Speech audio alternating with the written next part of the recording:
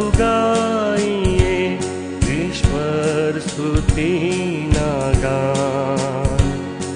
रे भावे भेड़ा थाइए ने तेने दइए मान, ने तेने दइए मान।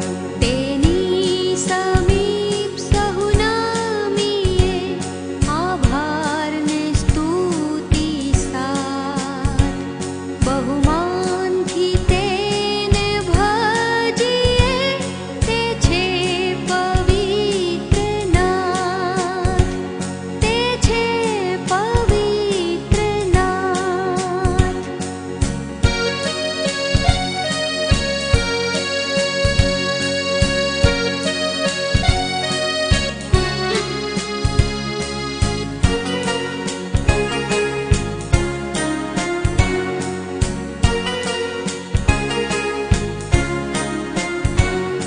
ईश्वर छे महागौरवान, सहु भूतणो ते भूत।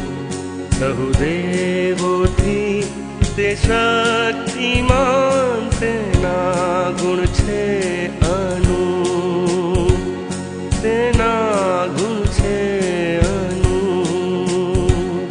तेना हाथमां जगना ઊંડાણ, તેનો તે છે સૃજનાર।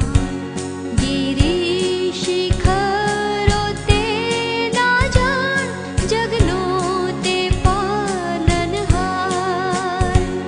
જગનો તે પાલનહાર।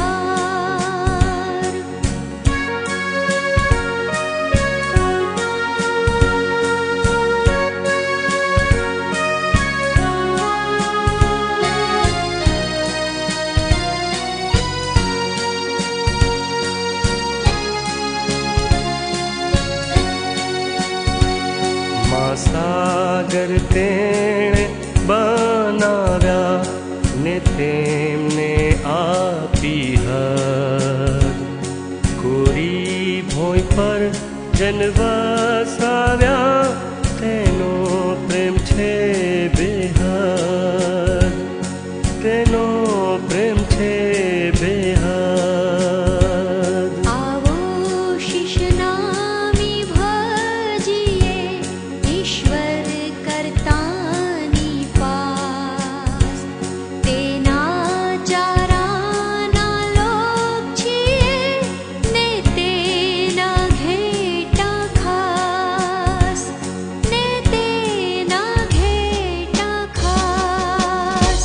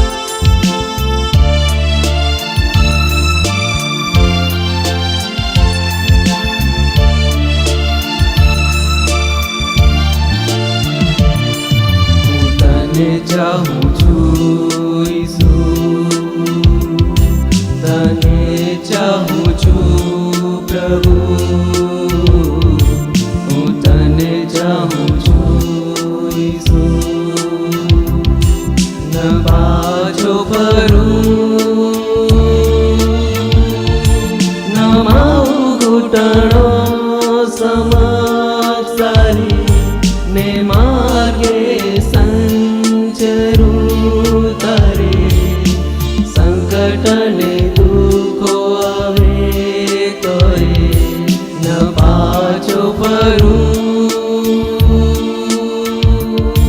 નમાવું ઘૂંટણો સમાચારી ને માર્ગે સંચરું તારે સંકટ ને દુઃખો આવે તોય ન પાછો ફરું.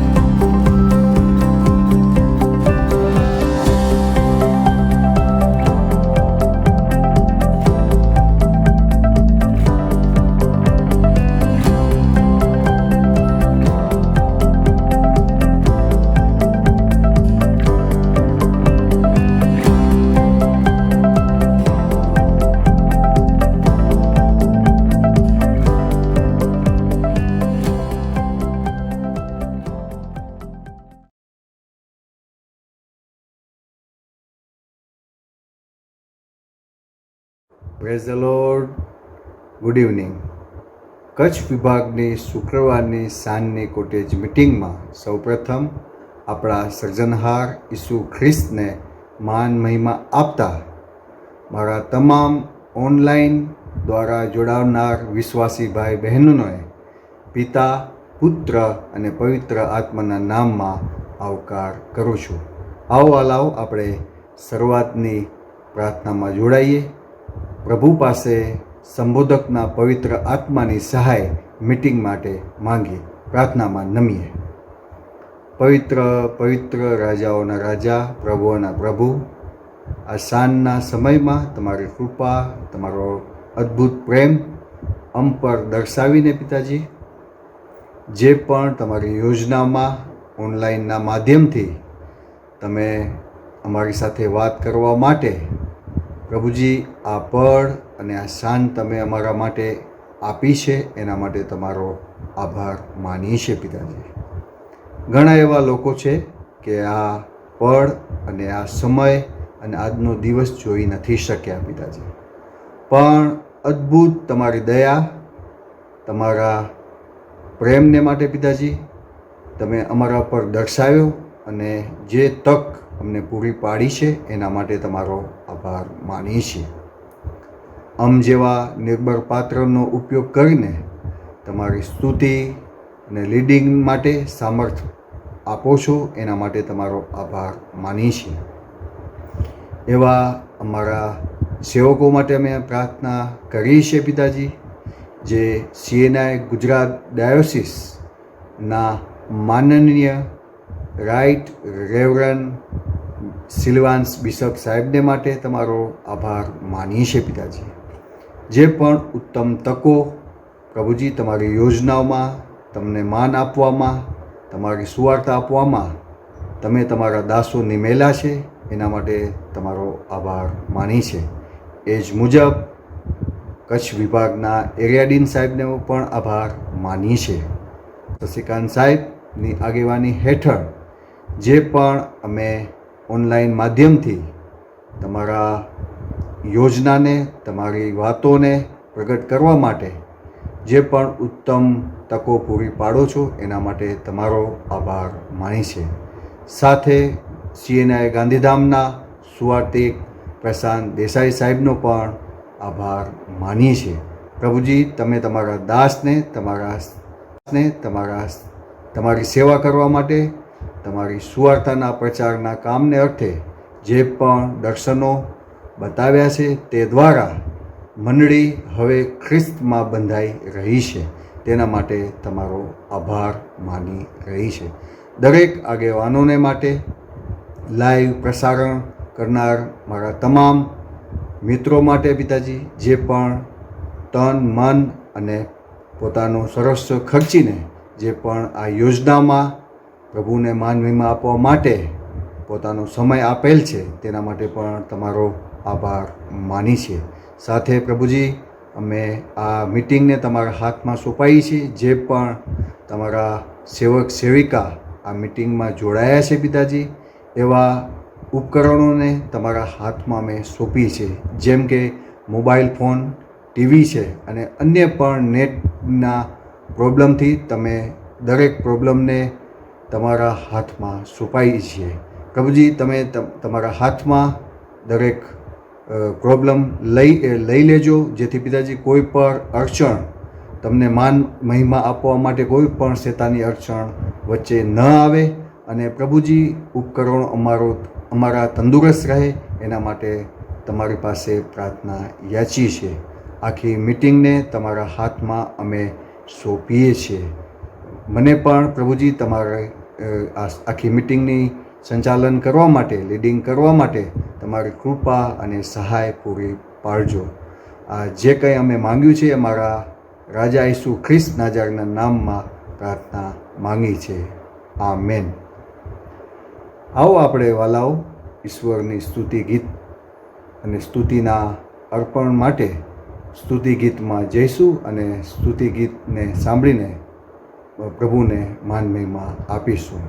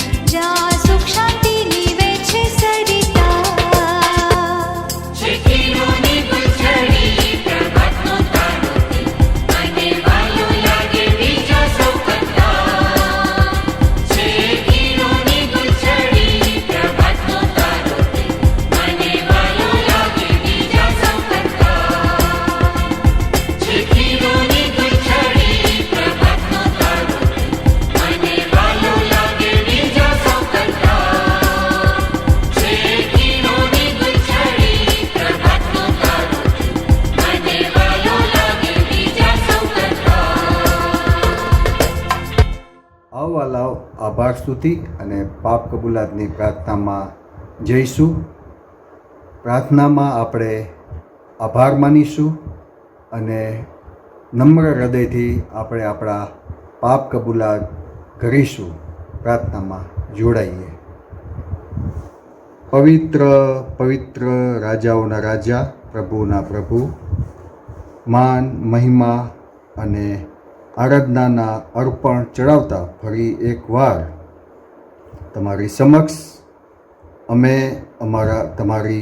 તમારો આભાર અને પાપ કબૂલાતની પ્રાર્થનામાં અમે અમારા મસ્તકો નમાવ્યા છે. પિતાજી, આભાર માનીએ છીએ સવારથી કરીને આખા દિવસને માટે. પિતાજી, સંધ્યાકાળે ઓનલાઈન કોટેજ મીટિંગ દ્વારા તમારા દાસી તરીકે જોડાવા માટે અને પ્રભુની સ્તુતિ કરતા આ સાંજની પડે આભાર સ્તુતિ અને પાપ કબૂલાતની પ્રાર્થનામાં આ ઉત્તમ તકનો તમારો આભાર માનીએ છીએ. ગીતશાસ્ત્ર 105 અને એની પહેલી કલમમાં લખેલું છે, યહોવાનો આભાર માનો, તેના નામની વિનંતી કરો, લોકોમાં તેના કૃત્યો પ્રસિદ્ધ કરો. હા પ્રભુ, અમે તમારો આભાર માન્યો છે, તમારા નામમાં વિનંતી કરી છે, લોકોમાં તેના કૃત્યો પ્રસિદ્ધ કર્યા છે. જે તક અને જે પળ પ્રભુજી તમારા વચન અમને શીખવાડે છે એ મુજબ અમે અમારી રૂઢિકરણીઓ તપાસીને એ લોકોમાં કૃત્ય તમારું મહાન કાર્ય હંમેશા કરવા માટે, બતાવવા માટે અને પ્રભુના રાજ્યની સુવાર્તા માટે અમે તમારો આભાર માની છે. પ્રભુજી, ઘણા એવા લોકો છે કે આ દુનિયાની વાતોમાં શેતાને એ લોકોના મનો વીંધી નાખ્યા છે. પિતાજી, પણ પ્રભુજી, તમારો અદ્ભુત પ્રેમ કાલવારીના વધસ્તંભ ઉપર પવિત્ર લોહી વેવડાવીને પાપીઓને એ મોક્ષનો રસ્તો બતાવ્યો, અમારું તારણ કર્યું, અમને અમારો ઉદ્ધાર કર્યો. એના માટે તમારો આભાર માની છે. આભાર માની છે આ તકને માટે. પિતાજી, જે દિવસ પ્રભુજી તમે અમને આપ્યો છે એ દિવસ દ્વારા તમને મહિમાવન કરતા અમે અમારા પાપો તમારી સમક્ષ આ સંધ્યાકાળે રજૂ કરી છે. જાણતા અજાણતા, વાણી વિચારમાં જો અમારા પાપ તમારી સમક્ષ આવ્યા હોય, તમારી હજુરમાં આવ્યા હોય, તો અત્યારે સંધ્યાકાળે અમે અમારા પાપો તમારી સમક્ષ કબૂલ કરીએ છીએ. યશાયા 18 કહે છે, યહોવા કહે છે કે આવો આપણે વિવાદ કરીએ. તમારા પાપ જો કે લાલ વસ્ત્ર જેવા હોય તો પણ તેઓ હિમ સરખા શ્વેત થશે. જો તે કિરમજીવીના જેવા રાતા હોય તો પણ તેઓ ઊન સરખા થશે. આ અદ્ભુત પવિત્ર વચન યશાયા 1 અને 18 તમે અમને શીખવો છો પિતાજી, પવિત્ર શાસ્ત્રના મનન માટે, જેમાં અમારા પાપ જો લાલ વસ્ત્ર જેવા હોય છે તો પણ તમે હિમ સરખા શ્વેત કરો છો. કિરમજીવી રાતા હોય છે તો પણ ઊન સરખા તમે થવા દો છો. આવા અદ્ભુત વચનોના પ્રકાશના ખુલાસાઓ માટે અમે અમારી પાપ કબૂલાત અને આભાર સ્તુતિની પ્રાર્થના પ્રભુ ઈસુ ખ્રિસ્તના નામમાં માંગી લઈએ છીએ. આમેન. આવો આપણે પવિત્ર શાસ્ત્રમાં જઈશું અને ગુજરાતી બાઇબલ પ્રમાણે મારા માથીનો લખેલો પુસ્તક એનો 16મો અધ્યાય અને 13 થી 17 કલમ વાંચીશું. પુષ્ઠ નંબર 17 નવા કરારમાં ગુજરાતી બાઇબલમાંથી પુષ્ઠ નંબર 17, જ્યાં એમ લખવામાં આવ્યું છે, અને ઈસુએ કેસરિયા ફિલિપીની સીમમાં આવીને પોતાના શિષ્યોને પૂછ્યું કે માણસનો દીકરો કોણ છે, એ વિશે લોકો શું કહે છે? ત્યારે તેઓએ તેને કહ્યું કે કેટલાક કહે છે યોહાન બાપ્તિસ્ત, તે કેટલાક એલિયા ને કેટલાક યિર્મિયા અથવા પ્રબોધકમાં એક. તે તેઓને કહે છે, પણ હું કોણ છું? તે વિશે તમે શું કહો છો? ત્યારે સિમોન પીતરે ઉત્તર દીધો કે તું મસીહ, જીવતા દેવનો દીકરો છે. અને ઈસુએ તેનો ઉત્તર દીધો કે સિમોન, યુના પુત્ર, તને ધન્ય છે, કેમ કે માંસે તથા લોહીએ નહીં, પણ મારા આકાશમાંના બાપે તને એ જણાયું છે. આ અદ્ભુત પવિત્ર વચનનો છે, એનો મર્મ સમજવા પ્રભુ આપણને સહાય આપે. પછીનો સમય હું વચનના સેવક આપણા ઓલિવરભાઈ જે બાપ્તિસ્મે આપીશ અને જે આપણને પ્રભુના વચનમાં દોરી જશે અને એમના વિષય પ્રમાણે ઈસુ તમારા માટે કોણ છે એના વિશે આપણે બાઇબલના વચનોના ખુલાસા કરીશું. Hallelujah, praise the lord. પિતા, પુત્ર અને પવિત્ર આત્માના નામમાં હું તમ સર્વનો આવકાર કરું છું અને કચ્છ વિભાગની આ કોટેજ મિટિંગમાં હું તમ સર્વને પ્રેમી સલામ પાઠવું છું. પ્રભુનો પુષ્કળ આભાર માનું છું કે પ્રભુએ મને આજે આ તક આપી છે કે પ્રભુના વચનો લઈને તમારી સમક્ષ આવી શકું અને તમારી સાથે આ વચનોનું મનન કરી શકું. સાથે સાથે હું CNI ડાયોસિસ ગુજરાત ડાયોસિસના બિશપ માનનીય reverend the right rev Silvans Christian સાહેબનો પુષ્કળ આભાર માનું છું આ અદ્ભુત વ્યવસ્થાને માટે. કચ્છ વિભાગના area dean reverend Shashikant Desai સાહેબનો પુષ્કળ આભાર માનું છું અને અમારા ગાંધીધામ CNIના સુવાર્તિક પ્રશાંત દેસાઈ સાહેબનો આભાર માનું છું. આ તક તેમણે મને પૂરી પાડી છે અને મને પ્રભુના વચનો તમારી સાથે વહેંચવાને માટે આ અવસર આપ્યો છે. આજનો જે વિષય છે, જે શાસ્ત્ર ભાગ વાંચવામાં આવ્યો છે, એ માથીની લખેલી સુવાર્તા અને તેનો 16મો અધ્યાય અને 13 થી 17 કલમો જે વાંચવામાં આવી છે, ત્યાં એક પ્રશ્ન વિશે વાત કરવામાં આવી છે. અને આ તો એક બહુ જ જરૂરી એવો પ્રશ્ન છે જે પ્રભુ ઈસુ પહેલાં પોતાના શિષ્યોને પૂછે છે અને આજે આપણી જિંદગીમાં પણ એ પ્રશ્ન બહુ જ યોગ્ય સ્થાને છે અને આપણે એ પ્રશ્નનો ઉત્તર આપવો જ રહ્યો. કોઈ ના કોઈ સમયે આપણા ખ્રિસ્તી જીવનમાં આપણે એ પ્રશ્નનો ઉત્તર આપવો જરૂરી છે. આ એક કાયમી ઉદ્ભવતો પ્રશ્ન છે, એને પેરેનિયલ ક્વેશ્ચન આપણે કહી શકીએ કે જે હંમેશા એ પ્રશ્ન ઉદ્ભવતો રહ્યો છે અને ઉદ્ભવતો રહેશે એવો એક પેરેનિયલ ક્વેશ્ચન છે. અને બીજી બાબત, આ જે પ્રશ્ન છે એ તો એક પર્સનલ પ્રશ્ન પણ છે. It's a personal question. આ એક અંગત પ્રશ્ન છે અને એ પ્રશ્ન તો એ છે કે ઈસુ ખ્રિસ્ત એ કોણ છે? ઈસુ ખ્રિસ્ત તમારા માટે કોણ છે? Who is Jesus Christ to you? આ પ્રશ્ન પર આપણે આજે મનન કરવાના છીએ અને આવો આપણે ઈશ્વર પિતાના વચનનું મનન કરીએ. એ પહેલાં એક ટૂંકી પ્રાર્થના કરીએ અને ઈશ્વર પિતાની સહાય આ વચનો માટે માંગીએ.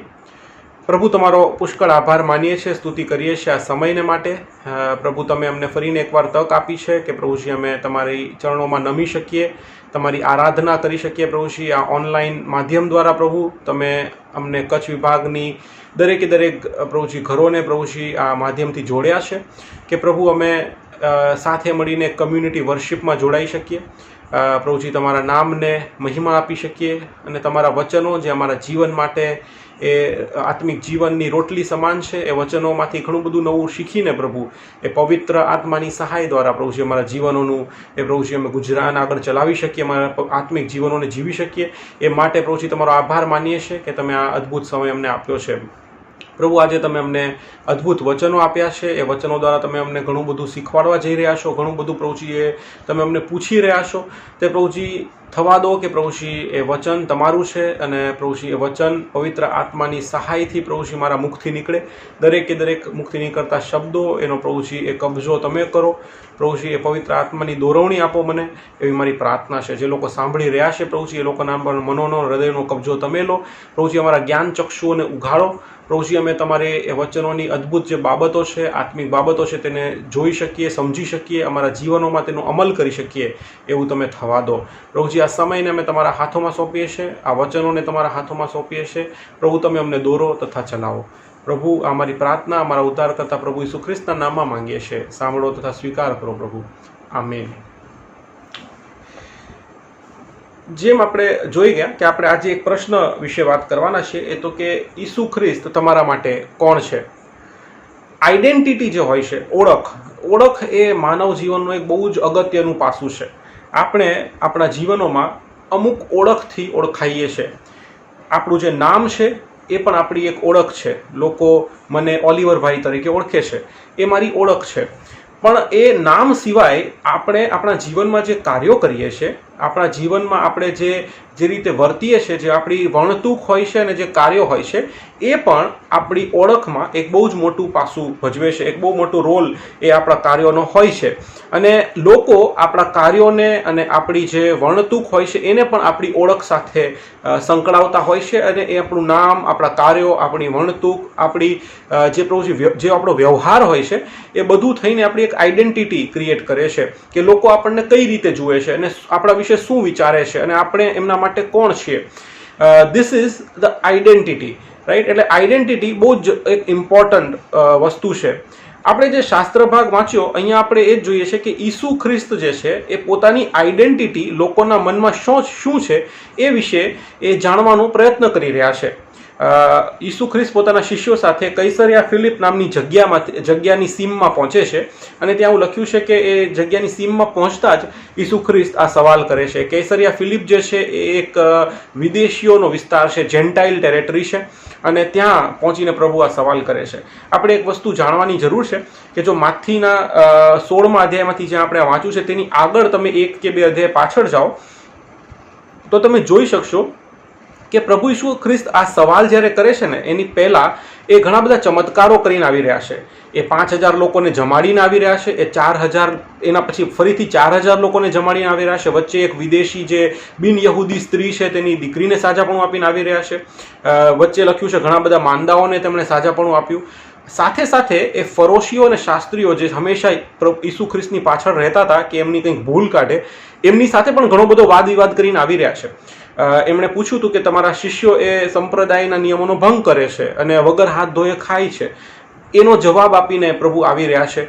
અને ફરોશીઓ અને શાસ્ત્રીઓના ખમીરથી તમે સાવધાન રહો, એ પણ બાબતો એ શિષ્યોને શીખવાડ્યા પછીનો આ બનાવ છે.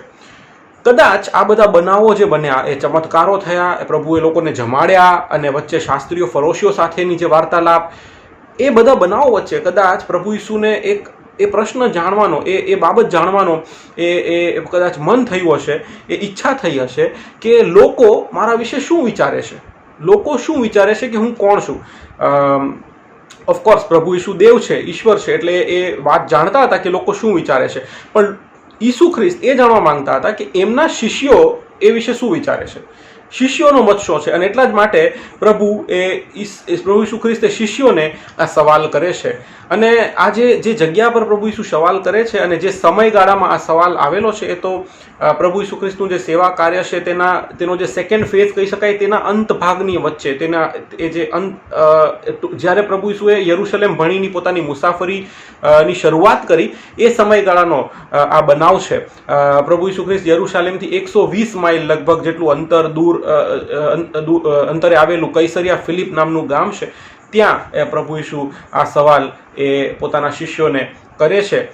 એટલા માટે કે પ્રભુ ઈસુ, અને તમે જુઓ, જો આ બનાવ બન્યા પછી તરત તમે જોશો તો પ્રભુ ઈસુ પોતાના શિષ્યોને પોતાના મરણ અને પોતાના પુનરુત્થાન વિશેની વાત કરે છે. પહેલી વાર પ્રભુ એ બતાવે છે કે એ મારું મરણ થશે અને હું ફરીથી ત્રીજા દિવસે સજીવન થઈશ.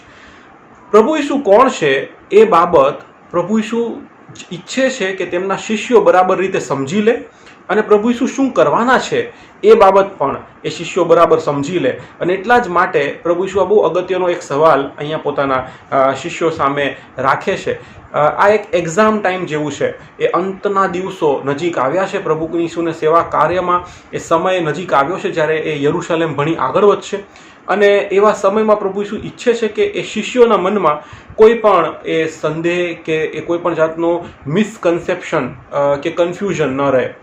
અને પ્રભુ ઈસુ માટે એ બહુ જરૂરી છે કે પ્રભુ ઈસુની પાછળ ચાલનારા એમના શિષ્યો, અને આજની તારીખમાં પણ આપણે જે પ્રભુ ઈસુની પાછળ ચાલીએ છીએ, આપણે એમના ફોલોવર્સ કહેવાઈએ છીએ, આપણે પ્રભુ ઈસુ વિશે બે વસ્તુઓ જાણીએ અને બહુ જ ખરા અર્થમાં સમજીએ. એ પ્રભુ ઈસુ માટે ખરેખર બહુ જ અગત્યનું છે. અને એ બે વસ્તુઓ છે, પહેલી તો કે એ ઈસુ કોણ છે, પ્રભુ ઈસુ આપણા માટે આપણા જીવનમાં કોણ છે, અને બીજી બાબત કે એમણે શું કર્યું છે, એમણે આપણા માટે શું કર્યું છે. આ બંને બાબતો આપણે જાણીએ અને સમજીએ. અને એ સમયમાં એ શિષ્યોને એ બાબતો પ્રભુ જણાવવા માંગતા હતા કે હું કોણ છું અને હું શું કરવા જઈ રહ્યો છું. અને એટલા જ માટે આ પ્રશ્ન પ્રભુ અહીંયા મૂકે છે, અને જેવો એનો જવાબ મળે છે કે તરત પ્રભુ એ પોતાના મૃત્યુ વિશે અને પોતાના પુનરુત્થાન વિશેની વાત પિત્તરને કરે છે. ખ્રિસ્તી જીવનમાં આપણે આજે બંને પ્રશ્નો છે, આ બંને પ્રશ્નોનો જવાબ કોઈક ને કોઈક સમયે આપણા જીવન યાત્રામાં ગમે ત્યારે એ કોઈકના કોઈક સમય તો આપવો જ રહ્યો. અને એ બહુ જ એક હિંમત સાથે, બહુ જ એક પૂરતા વિશ્વાસ સાથે આપણે આ બંને પ્રશ્નોનો જવાબ આપણા જીવનમાં આપવાનો છે. કારણ કે જેમ મેં કહ્યું કે આ એક કાયમી ઉદ્ભવતો પ્રશ્ન છે, આ એક પેરેનિયલ ક્વેશ્ચન છે, આ હંમેશા એ ઊભો થતો પ્રશ્ન છે. પ્રભુ ઈસુ ખ્રિસ્ત વિશે દાયકાઓથી નહીં પણ સદીઓથી, ઘણા બધા વર્ષોથી લોકો એ ડિબેટ્સ કરતા આવ્યા છે. ઘણા બધા લોકો એ બાબતો વિશે ચર્ચા કરતા આવ્યા છે કે ઈસુ કોણ છે. અને એ જે ચર્ચાઓ છે કે ઈસુ કોણ છે, એ તો પ્રભુ ઈસુ ખ્રિસ્તે પહેલીવાર જ્યારે પ્રશ્ન પોતાના શિષ્યોને કર્યો ત્યારથી લઈને આજ દિવસ સુધી એ ચર્ચાઓ ચાલતી જ આવી છે. કે કારણ કે ઘણા બધા લોકોએ ઈસુ ખ્રિસ્ત વિશે ઘણી બધી બાબતો કહી છે, અને હજુ બધું ઘણા બધા લોકો અલગ અલગ અભિપ્રાયો ઈસુ વિશે રાખે છે. આપણે આગળ જતા જોઈશું. અહીંયા 13મી કલમમાં તમે જો ધ્યાનથી વાંચો તો બહુ જ એક અદ્ભુત એ પ્રશ્ન અહીંયા લખવામાં આવ્યો છે. 13મી કલમમાં પ્રભુ ઈસુ એવું કે પોતાના શિષ્યોને એવું પૂછે છે કે માણસનો દીકરો કોણ છે એ વિશે લોકો શું કહે છે. અહીંયા પ્રભુ શિષ્યો પાસેથી પબ્લિક ઓપિનિયન જાણવા માંગે છે. ઈસુ જાણવા માંગે છે કે લોકો શું કહે છે કે ઈસુ કોણ છે, રાઈટ. એટલે પહેલાં તો એ ક્રાઉડ, એટલે જે આખા જે સમુદાય છે, લોકો છે, એમનું ઓપિનિયન પ્રભુ ઈસુ પૂછે છે. અને ત્યારે 14મી કલમમાં તમે જુઓ તો એ શિષ્યો જવાબ આપે છે, અને ત્યાં 3 નામો શિષ્યો લે છે. જે બિબ્લિકલ નેમ્સ છે, 3 બાઇબલના નામ શિષ્યો લે છે. 3 થિયરીઝ અહીંયા આપણે જોઈ શકીએ છીએ. પહેલી તો એ કે લોકો માને છે કે ઈસુ એ યોહાન બાપ્તિસ્ત છે. કેમ? કારણ કે એ ઈસુ ખ્રિસ્ત પણ યોહાન બાપ્તિસ્તની જેમ પસ્તાવાની વાત કરતા હતા કે પસ્તાવો કરો, આકાશનું રાજ્ય પાસે આવ્યું છે. અને ઘણા બધા લોકો એવું માનતા હતા. તમે જુઓ કે યોહાન બાપ્તિસ્ત અને ઈસુ ખ્રિસ્તને એ લોકોએ સાથે પણ જોયા હતા. યોહાને ઈસુ ખ્રિસ્તને બાપ્તિસ્મા પણ આપ્યું હતું. તો પણ લોકો એવી વાત કરતા હતા કે ઈસુ ખ્રિસ્ત એ કદાચ યોહાન બાપ્તિસ્ત છે. એટલા માટે કારણ કે યોહાન બાપ્તિસ્તનું ઓલરેડી જે છે એ હેરોદ રાજાએ એનું માથું કપાવી નાખ્યું છે. તમે માથીના આગળના 2-3 અધ્યાય પાછળ જાઓ, ત્યાં 16મી અધ્યાયથી લગભગ 14મા અધ્યાયમાં તમે વાંચશો કે એ હેરોદ રાજા એ યોહાન બાપ્તિસ્તનું માથું કપાવી નાખે છે, અને એ યોહાનનું મૃત્યુ થાય છે. પણ ઘણા બધા લોકો એવું વિચારે છે કે કદાચ યોહાન એ પુનર્જીવિત થઈને એ ઈસુ ખ્રિસ્તના રૂપમાં આપણી સાથે છે. અને એટલા માટે ઘણા બધા લોકો એને યોહાન બાપ્તિસ્ત સમજી રહ્યા છે પ્રભુ ઈસુને. ઘણા બધા લોકો એવું કહે છે કે તો એલિયા છે, કારણ કે પ્રભુ ઈસુ ઘણા બધા ચમત્કારો કરતા હતા અને ઘણી બધી પ્રાર્થનાઓ કરતા હતા. તો લોકોને એવું લાગતું હતું કે એલિયા જે રીતે ચમત્કારો કરતો હતો એવું જ ચમત્કાર કરનાર એ વ્યક્તિ છે, ને એટલે એલિયા છે. અને એની કરતાં જે મોટું કારણ એ તો એ છે કે તમે માલાખીની પુસ્તક તેનો 4થો અધ્યાય અને 5મી અને 6ઠ્ઠી કલમ જો તમે વાંચો બાઇબલનો જે જૂનો કરાર છે તેની આખરી 2 કલમો આ છે. ત્યાં એક બહુ જ સરસ વાત લખવામાં આવી છે. માલાખી 4 અધ્યાય અને 5મી 6ઠી કલમમાં એવું કહે છે, જુઓ યહોવાનો મહાન તથા ભયંકર દિવસ આવે તે પહેલા હું તમારી પાસે એલિયા પ્રબોધકને મોકલી દઈશ. તે પિતાઓના મન પુત્રો તરફ ને પુત્રોના મન પોતાના પિતાઓ તરફ ફેરવશે. રખેને હું આવીને પૃથ્વીને શાપથી મારું. જૂનો કરાર જે યહૂદીઓનો ધર્મશાસ્ત્ર હતો, જેને યહૂદીઓ બહુ ચુસ્તપણે એની દરેક વાતને એ વર્બેટિમ વળગી રહેતા હતા, પાડતા હતા એવું નથી કહેતો, કારણ કે એ લોકો નિયમશાસ્ત્રના જાણકાર હતા, પાડનાર ન હતા, પણ એ જાણતા હતા કે એવું લખેલું છે અને છેલ્લી 2 કલમમાં લખેલું છે એટલે તો વધારે ઇમ્પોર્ટન્ટ થઈ ગયું, રાઈટ? કે એ નિયમશાસ્ત્ર ત્યાં પૂરું થાય છે જ્યાં એવું લખવામાં આવ્યું છે કે હું તમારી પાસે એલિયા પ્રબોધકને મોકલી દઈશ. યહૂદીઓ એવું માનતા હતા કે એલિયા ફરીથી પાછો આવશે, જીવતો થઈને નહીં, કારણ કે એ એલિયાનું ક્યારેય મૃત્યુ થયું જ નહોતું. નિયમશાસ્ત્ર આપણને બાઇબલ બતાવે છે કે એલિયાને જીવતો ઉપાડી લેવામાં આવ્યો હતો, અને એટલા જ માટે યહૂદીઓને એવું માનવું હતું કે એલિયા ફરીથી પાછો આવશે. અને એલિયાને એ લોકો એ પુનરુત્થાન સાથે પણ સરખાવતા હતા. એ રિઝરેક્શનની બાબત જે છે એ લોકો એવું વિચારતા હતા કે એલિયા પાછું ફરીથી એ આવશે. અને એ લોકોનું એટલું બધું સ્ટ્રોંગ એ બિલીફ હતું એ લોકો એલિયા માટે, કારણ કે એ લોકોને એવી સમજણ હતી કે જે મસીહા જેની અમે રાહ જોઈએ છે, એ મસીહાના આવતા પહેલા એલિયા પ્રબોધક આવશે. અને એલિયા આવીને ઘણી બધી જે પ્રોબ્લેમ્સ છે, ઘણું બધું જે અરાજકતા છે અને ઘણી બધી જે એ લોકોની મુશ્કેલીઓ છે એનું એ નિવારણ લાવી દેશે.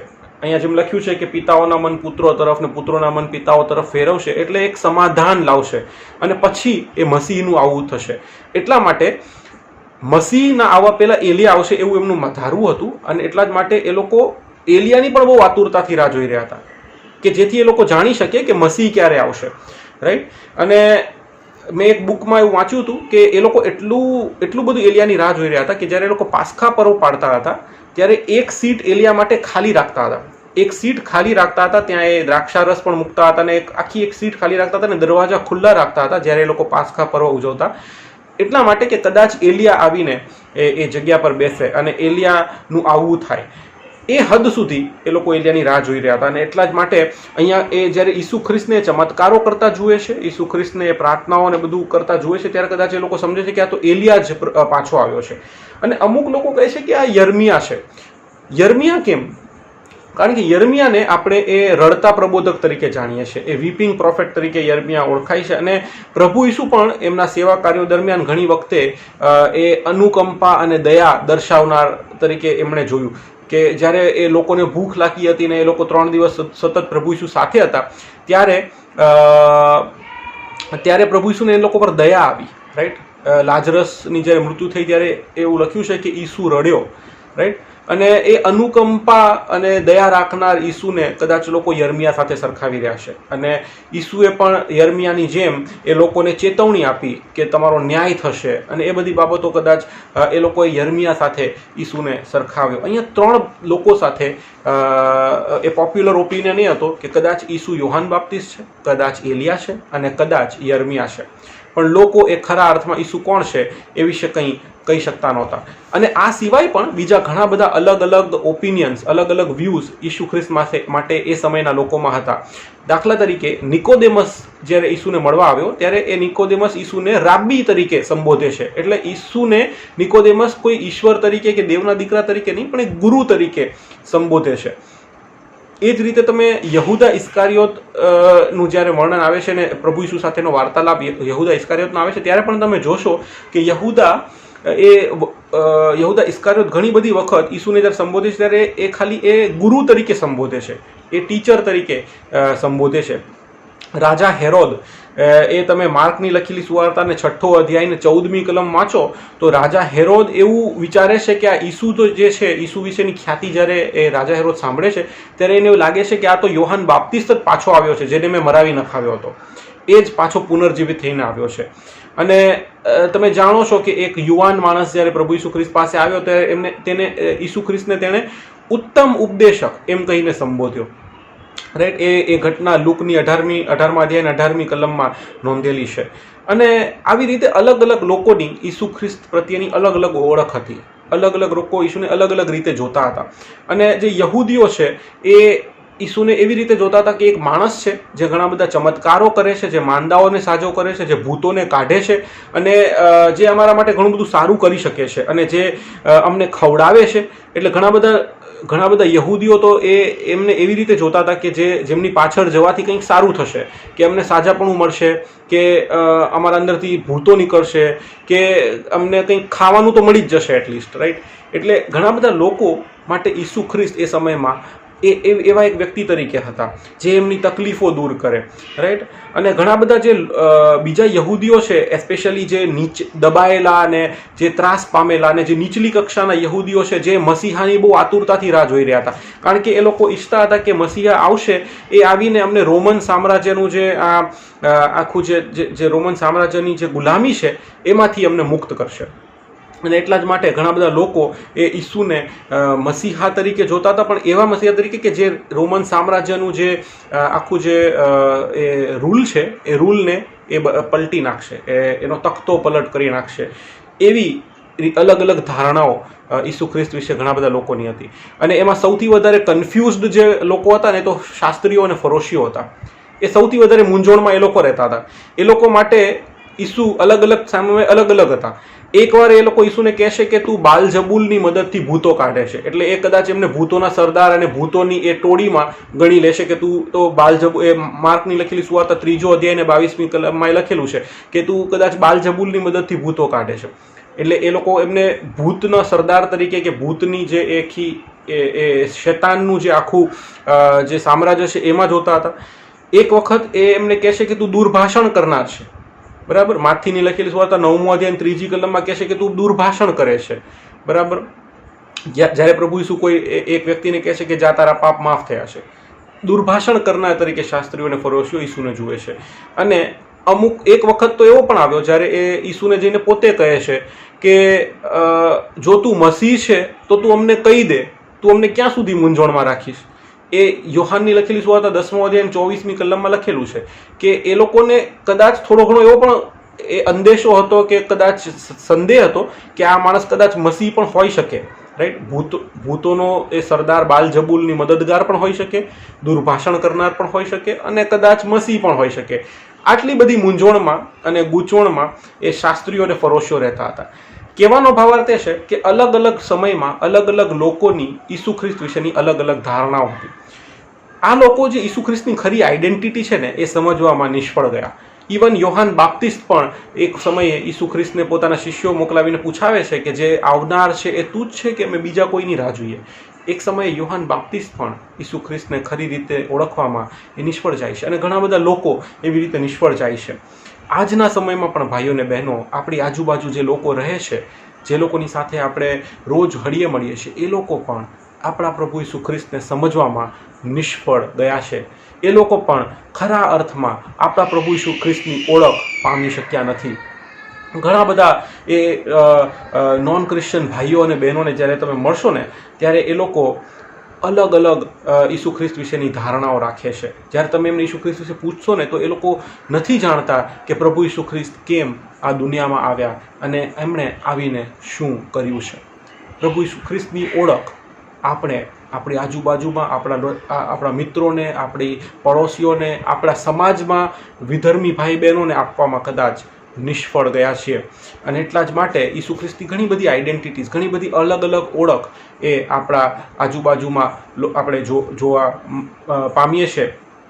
ઇવન હું તો એવું કહું છું કે ઘણા બધા ખ્રિસ્તી પરિવારો છે ને એમને પણ ઈસુ ખ્રિસ્તની સાચી ઓળખ નથી.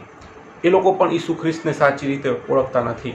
અને જે વિધર્મી લોકો છે, અલગ અલગ લોકો છે, ઈસુ ખ્રિસ્તને એવી રીતે ઓળખે છે કે જાણે કે આપણા મુસ્લિમ ભાઈઓ અને બહેનો છે, એ લોકોનું એવું માનવું છે કે ઈસુ એ તો એક પૈગંબર હતા, એક પ્રબોધક હતા, પણ એ ભગવાન નહોતા.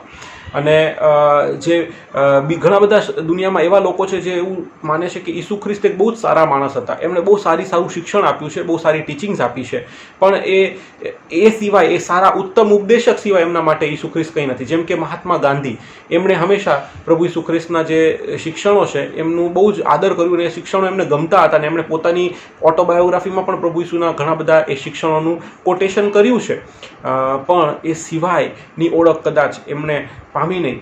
અને ઘણા બધા લોકોને માટે એ ઈસુ ખ્રિસ્ત એક લેજેન્ડ છે, એક દંતકથા સમાન છે, એક બનાવેલી સ્ટોરી છે જે સાંભળવામાં સારી લાગે છે. ઘણા બધા લોકો એવું વિચારે છે કે ઈસુ ખ્રિસ્ત જેવું કોઈ દુનિયામાં આવ્યું જ નહીં.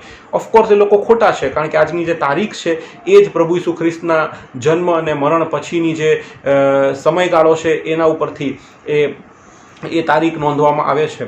ઘણા બધા લોકો એવું વિચારે છે કે ઈસુ ખ્રિસ્ત એક એવું કોઈ સુપર પાવર હતા, એક સુપર નેચરલ પર્સન થઈ ગયા જેમની પાસે અમુક અદ્ભુત દૈવીય શક્તિઓ હતી અને એ શક્તિઓ પામીને એમણે બહુ સારા સારા કામો કર્યા અને એ આજે પણ એ સારા કામો ઉપરથી બેસીને કરી રહ્યા છે. કદાચ અમને અમારા જીવનમાં કોઈ તકલીફ પડે, કદાચ અમારા જીવનમાં કોઈ તુફાનો આવે, એટલે ઘણા બધા નોન ક્રિશ્ચન ભાઈ બહેનોને તમે જોશો એ લોકો ચર્ચીસમાં મીણબત્તી લઈને આવે છે, કારણ કે એ લોકોને એવું લાગે છે કે જે રીતે ઈસુએ એમના સમયગાળામાં ઘણા બધા સારા કામો કર્યા એ જ રીતે આજે પણ એ ઈસુ સારા કામો કરી શકે છે.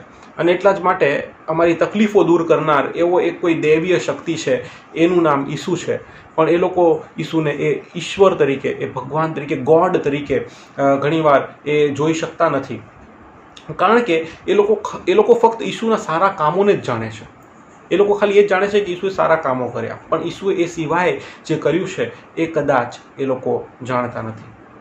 અને આવા સમયે એક જે મહત્વનો પ્રશ્ન છે એ તો એ છે કે પ્રભુ ઈસુ તમારા માટે કોણ છે? કારણ કે જ્યારે આપણે ખરા અર્થમાં જાણીશું કે ઈસુ ખ્રિસ્ત મારા માટે કોણ છે, એણે મારા માટે શું કર્યું છે, ત્યારે હું બીજાઓને બતાવી શકીશ કે ઈસુ ખ્રિસ્ત ખરેખર કોણ છે, એમની આઈડેન્ટિટી શું છે. જ્યારે પ્રભુ ઈસુ આ દુનિયામાં હતા ત્યારે તમે જાણો છો કે ખરેખર પ્રભુ ઈસુની ઓળખ કોણ પામ્યું?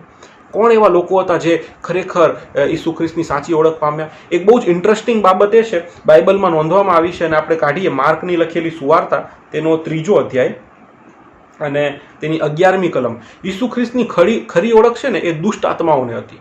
જ્યારે પણ દુષ્ટ આત્માઓ પ્રભુ ઈસુની સામે આવતી ને ત્યારે હંમેશા એમ કહેતી કે ઓ દેવના દીકરા ઈસુ, તારે ને મારે શું છે?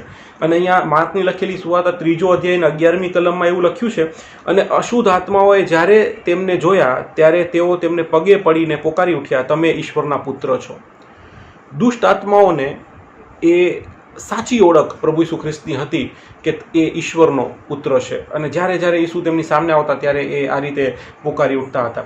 નથાનિયેલ, જેને ફિલિપ ઈસુ ખ્રિસ્તને મળવા માટે લઈ આવે છે, એ જ્યારે પહેલી ઈસુ ખ્રિસ્તની મુલાકાત થાય છે એની સાથે, યોહાનની લખેલી સુવાર્તા 1 અધ્યાય 49મી કલમમાં એવું કહે છે કે તમે ઈશ્વરના દીકરા છો અને ઇઝરાયેલના રાજા છો.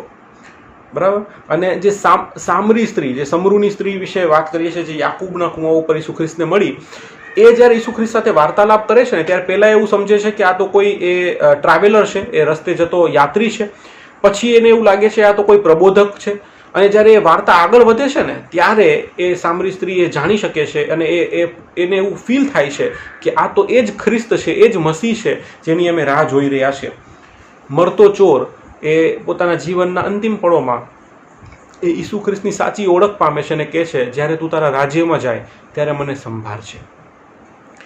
જે લોકો એ કદાચ એ સૌથી નીચલી કક્ષાના લોકો હતા, જે લોકો કદાચ એ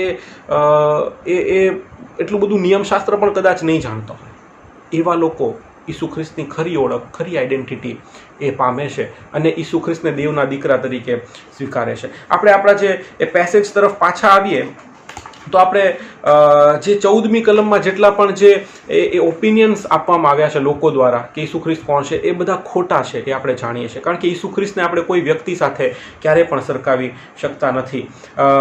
અને આપણે જો ઈસુ ખ્રિસ્ત કોણ છે એનો માટે જ્યારે પબ્લિક ઓપિનિયન તરફ આપણે જઈએ છીએ ને ત્યારે આપણે ક્યારેય સાચો આન્સર પામી શકતા નથી. કારણ કે ઈસુ ખ્રિસ્ત આપણા માટે કોણ છે એ ફક્ત આપણે જ નક્કી કરી શકીએ છીએ, એ આપણે ડિસાઇડ કરી શકીએ, અને પબ્લિક ઓપિનિયનથી આપણે ક્યારેય પણ એ આન્સર પામી શકીશું નહીં. અને એટલા જ માટે જ્યારે તમે એ જાણવા માંગો કે ઈસુ કોણ છે તો એ પ્રશ્ન એ વ્યક્તિગત પ્રશ્ન છે. This is a personal question. અને એટલા જ માટે એ 15મી કલમમાં તમે જોશો તો પ્રભુ ઈસુ ખ્રિસ્ત ત્યાં પછી એ ફોકસ નેરો કરે છે. પ્રભુ ઈસુ ખ્રિસ્ત હવે એ લોકોને પૂછે છે કે તમે શું કહો છો કે હું કોણ છું? હવે શિષ્યો ઉપર એ પ્રશ્ન આવ્યો છે અને શિષ્યોને પ્રભુ ઈસુ કહે છે કે પણ હું કોણ છું એ વિશે તમે શું કહો છો? કારણ કે આપણે એક વસ્તુ સમજવાની જરૂર છે કે આ એ આપણી આસપાસ રહેતા લોકો, પબ્લિક, આપણા માતા પિતા, આપણા ભાઈ બહેન, આપણા મિત્રો, આપણી ફેમિલી આપણા માટે પ્રશ્નનો જવાબ આપી શકશે નહીં. એ પ્રશ્નનો જવાબ આપણે પોતે જ આપવો જરૂરી છે. અને જ્યારે પ્રભુ ઈસુ ખ્રિસ્ત એ પ્રશ્નો શિષ્યોને પૂછે છે ત્યારે સૌથી પહેલો જવાબ એ પિત્તર આપે છે. અને પિત્તર એ પાસે સાચો જવાબ છે. પિત્તર એ સાચો જવાબ આપે છે. અને પિત્તર ત્યાં બહુ જ અદ્ભુત કહે છે કે તું મસીહ એટલે કે જીવતા દેવનો દીકરો છે. અને પિત્તરનો જવાબ એ પ્રભુ ઈસુ ખ્રિસ્તને એટલો ગમે છે. ઈસુ ખ્રિસ્ત પોતે એ જવાબથી એટલા ઇમ્પ્રેસ થાય છે કે પ્રભુ ઈસુ તેને કહે છે કે આ હે સિમોન, યુના પુત્ર, તને ધન્ય છે. તને ધન્ય છે કેમ કે માંસે તથા લોહીએ નહીં પણ મારા આકાશમાંના બાપે તને આ વાત જણાવી છે. હું જે કહેતો હતો કે આપણા માટે પ્રભુ ઈસુ કોણ છે એ બીજું કોઈ નક્કી કરી શકશે નહીં. આ દુનિયા આપણા માટે નક્કી નહીં કરી શકે. માંસ તથા લોહી કોણ છે? માંસ તથા લોહી એટલે આ જગત છે. આ જગતના લોકો છે, જે બીજા જે મનુષ્યો છે એ માંસ તથા લોહી છે. માંસ તથા લોહી, બીજા લોકો એ ક્યારેય પણ આપણને એ ખુલાસો આપી શકશે નહીં કે પ્રભુ ઈસુ ખ્રિસ્ત આપણા માટે કોણ છે. ફક્ત આપણા ઈશ્વર પિતા આપણને એ ખુલાસો આપી શકે છે. અને અહીંયા એક અદ્ભુત ખુલાસો એ પિત્તર પાસે છે. એક અદ્ભુત પ્રકટીકરણ પિત્તરને આપવામાં આવ્યું છે. અને પિત્તર કહે છે કે તું મસીહ, જીવતા દેવનો દીકરો છે. હાલેલુયા! કેવી અદ્ભુત બાબત અહીંયા પિત્તરને એ ઈશ્વર પિતાએ જણાવી છે અને જે વિશે પિત્તર સાક્ષી આપે છે. અને 17મી કલમમાં પ્રભુ ઈસુ એને કહે છે કે એ ઈશ્વર પિતાએ તને એ વાત જણાવી છે. જ્યાં સુધી આપણે પ્રભુ ઈસુ ખ્રિસ્ત સાથેના અંગત સંબંધમાં નહીં આવીએ ત્યાં સુધી માંસ અને લોહી, આ જગત, આપણા માતા પિતા, આપણા ભાઈ બહેનો કોઈ પણ આપણને એ વાત જણાવી શકશે નહીં કે ઈસુ ખ્રિસ્ત આપણા માટે કોણ છે. એ એક અંગત પ્રશ્ન છે અને એનો જવાબ પણ એટલો જ અંગત છે. આપણે અંગત રીતે એ ગોતવું રહ્યું અને શોધવું રહ્યું કે ઈસુ ખ્રિસ્ત એ મારા માટે કોણ છે. Who is Jesus to me? એ મારા માતા પિતા માટે કોઈ પણ હોઈ શકે, એ મારા ભાઈ બહેન માટે કોઈ પણ હોઈ શકે. મારા માટે ઈસુ કોણ છે? અને એ જ્યાં સુધી તમારો અંગત તમારી મુલાકાત, એક પર્સનલ એન્કાઉન્ટર તમારો ઈસુ ખ્રિસ્ત સાથે નહીં થાય ત્યાં સુધી તમે આ પ્રશ્નનો એ જવાબ આપી શકશો નહીં. એવી પર્સનલ મુલાકાત, એવી અંગત મુલાકાત જે એ સમરૂની સ્ત્રીને ઈસુ ખ્રિસ્ત સાથે થઈ, એ અંગત મુલાકાત જે એ શિષ્યોને ઈસુ ખ્રિસ્ત સાથે થઈ, એ અંગત મુલાકાત જે પાઉલને ઈસુ ખ્રિસ્ત સાથે થઈ, અને એ અંગત મુલાકાત જે દરેક વિશ્વાસી જે પ્રભુ ઈસુ ખ્રિસ્તના મરણ પછી એ પ્રભુ ઈસુ ખ્રિસ્તનું નામ જેમણે સાંભળ્યું, એમના પુનરુત્થાન વિશે સાંભળ્યું, અને ત્યારથી અત્યાર સુધી, આજના દિવસ સુધી જે કોઈ વ્યક્તિ ઈસુ ખ્રિસ્ત પર વિશ્વાસ કરે છે અને જે કોઈ વ્યક્તિ ઈસુ ખ્રિસ્ત માટે જીવ્યો છે અને મરણ પામ્યો છે, એ લોકોને જેવી અંગત મુલાકાત ઈસુ ખ્રિસ્ત સાથે થઈ એવી અંગત મુલાકાત તમારી પ્રભુ ઈસુ ખ્રિસ્ત સાથે થવી બહુ જરૂરી છે. શું તમે એ મુલાકાત કરી છે? શું તમે ઈસુ ખ્રિસ્તને કહ્યું છે કે પ્રભુ હું તમને મળવા માંગુ છું, તમને વધારે અંગત રીતે જાણવા માંગુ છું અને પર્સનલી તમારી નજીક હું આવવા માંગુ છું? એક બહુ જ કરુણતાની વાત એ છે કે આજે જે ખ્રિસ્તી લોકો છે, એ ખ્રિસ્તી પરિવારો છે, એ જે યહૂદીઓ જે રીતે ઈસુ ખ્રિસ્ત વિશે માનતા હતા, અલગ અલગ અભિપ્રાયો રાખતા હતા, એવા અલગ અલગ અભિપ્રાયો આજે આપણે પણ રાખી રહ્યા છીએ. આપણે ખરેખર અજાણ છીએ, ઘણા બધા લોકો અજાણ છે કે ઈસુ ખ્રિસ્ત તેમના માટે કોણ છે. ઘણા બધા ખ્રિસ્તી પરિવારોને માટે ઈસુ ખ્રિસ્ત એમની બધી જરૂરિયાતો પૂરી કરનાર ઈશ્વર છે, કે જે એમની જરૂરિયાતો પૂરી કરે. ઘણા બધા ખ્રિસ્તી પરિવારોને માટે એ ઈસુ ખ્રિસ્ત એ છે કે જે ફક્ત એમને સાજાપણું આપે છે. જ્યારે માંદા પડે ત્યારે પ્રભુ ઈસુ ખ્રિસ્ત સાજાપણું આપનાર ઈશ્વર છે. ઘણા બધા પરિવારોને માટે એ ઈસુ ખ્રિસ્ત એ શાંતિ આપનાર ઈશ્વર છે. પણ ઘણા બધા પરિવારોને માટે ઈસુ ખ્રિસ્ત એ વિજય પમાડનાર ઈશ્વર છે. એમને સંરક્ષણ આપનાર ઈશ્વર છે. હા, એ પ્રભુ ઈસુ આ બધું આપણને આપે છે. પણ ઘણા બધા લોકોની સમજણ જે છે એ જ જગ્યા સુધી આવીને સીમિત રહેલી છે. આશીર્વાદો પામવા સુધીની સીમિત સમજણ કે ઈસુ મારા માટે કોણ? તો કે જે મને આશીર્વાદો આપે છે. જ્યારે મને તકલીફ પડે ત્યારે હું પ્રાર્થના કરું ને પ્રભુ એ મારી તકલીફ દૂર કરી દે, એ મારા માટે ઈસુ છે. આપણે આજે ઈસુ ખ્રિસ્તની જે સમજણ છે ને એ આપણા જીવનમાં એક બહુ સીમિત બનાવી દીધી છે. આશીર્વાદો પામવા છે. ઘણા બધા પરિવારોને હું જોઉં છું, એમને ઈસુ સાથેનો સંબંધ એ લોકો કેળવવા માંગતા નથી, પણ જ્યારે એ લોકોને કોઈ પણ તકલીફ પડે તો સૌથી પહેલાં પ્રાર્થના માટે ફોન આવે છે કે અમારા માટે પ્રાર્થના કરો. આજે એવી સમજણ આપણે પ્રભુ ઈસુ માટે બનાવી છે. આપણા માટે ઈશ્વર કોણ છે? એ ઈશ્વર આપણા માટે, આપણે ઈચ્છીએ છીએ કે આપણા માટે યહોવા રાફા હોય, જે આપણને સાજાપણું આપે. આપણે ઈચ્છીએ છીએ કે યહોવા હીરે હોય, જે આપણી દરેક જરૂરિયાતોનું પૂરું પાડનાર હોય. આપણે ઈચ્છીએ છીએ કે યહોવા શાલોમ હોય, કે આપણને શાંતિ આપે. આપણે ઈચ્છીએ છીએ કે યહોવા નિસી હોય, આપણને વિજય આપે. એ બધા સારા વાનાઓ આપણે ઈશ્વર પાસેથી માંગીએ છીએ અને ચાહીએ છીએ, ને એ બધું આપણે ચાહીએ છીએ કે ઈશ્વર આપણા માટે હોય. પણ શું આપણે ઈચ્છીએ છીએ કે યહોવા મેકાદેશ આપણા માટે હોય, કે જે આપણને પવિત્ર કરનાર ઈશ્વર છે? શું આપણે ઈચ્છીએ છીએ કે યહોવા સિદ્ધકેનું આપણા માટે હોય, કે જે આપણું ન્યાયીપણું છે?